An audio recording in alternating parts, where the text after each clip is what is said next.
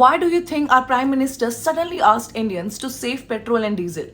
It's not like a normal please save fuel message. He specifically spoke about using petrol and diesel carefully, working from home wherever possible, and saving foreign exchange wherever we can. Now, most people will hear this and move on. But I don't think this was just a routine appeal.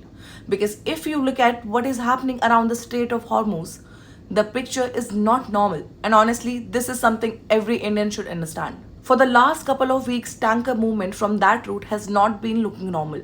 India depends heavily on that region for energy, and when that route slows down, gets blocked, or becomes unpredictable, it does not remain just a foreign policy issue. It reaches your petrol price, it reaches your household budget, it reaches your diesel price. And now there are public reports that Iran has created a new authority for the Persian Gulf route, asking ships for cargo details, crew information, and voyage plans before they pass. There are also reports that heavy charges being demanded from ships. So think about it. One of the world's most important oil routes is now under pressure, and countries like India are being told, directly or indirectly, adjust, pay, comply, or wait. This is why I feel PM Modi's message was not only just about saving fuel. It was a signal that India may have to prepare, stay disciplined, and not allow anyone to use our energy needs as a pressure point. And this is where, as citizens, we come in.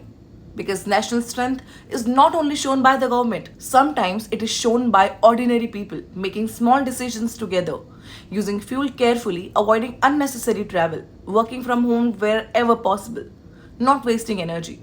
These things may sound small, but when millions of people do them, they reduce pressure on the country. For me personally, I'm going to be more conscious about fuel use. I'm going to avoid unnecessary trips.